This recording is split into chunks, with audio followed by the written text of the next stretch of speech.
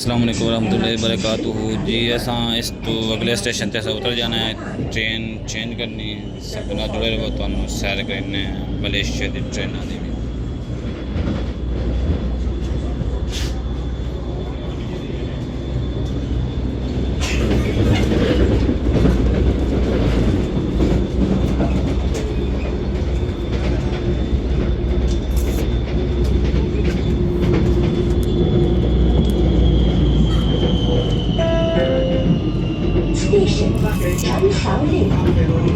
Para penumpang kereta Harris, tidak bersedia dan tunggu di platform 2A.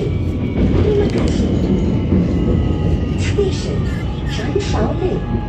Passengers to Putra Heights, please disembark here and proceed to platform 2A. Thank you.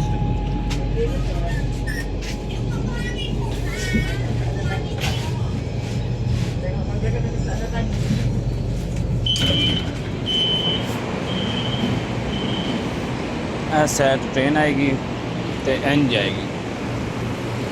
और सामने जनाब MRT इन्होंने अपनी station में एक नई train बनाई है, उनका स्टेशन है। यानी कि हर जगह तो पूरे शहर के ना जाल बिछाया ट्रेन का, लोगों को सहूलत देने वास्ते। यह पुरानियाँ बनी हुई हैं ये ट्रेन स्टेशन, एक कोरियन ने बनाया। तो वो MRT जी नज़र आ रही तुहानू, वो जनाब इन्होंने आप बनाए ट्रेन, आप बनाई सारी अंडरग्राउंड कर दी। वो ट्रेन थोड़ी जी शहर तो बाहर जाके थोड़ी जी बाहर हो जाती बस।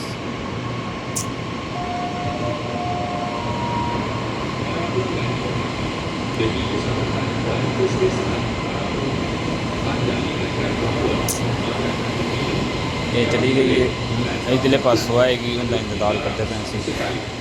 वो आएगी 1 मिनट यानी कि आ रही है।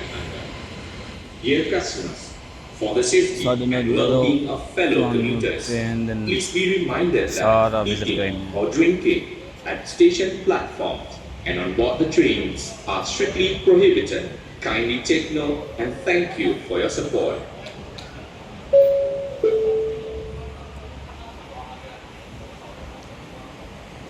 Perhatian, untuk keselamatan anda, sila berdiri di belakang garisan kuning. Anda dilarang memasuki kawasan trek. Untuk bantuan, sila hubungi pegawai kami. Train आ रही है तो तुहानू असी अगला साडी मंजिल जी ट्रेन जाके सानू उत्थे उतार देसी TBS।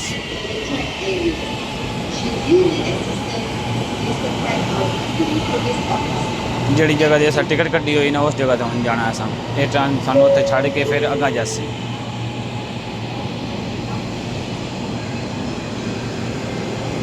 ट्रेन में शाम टाइम रश होता है क्योंकि लोग कम्मत होंगे।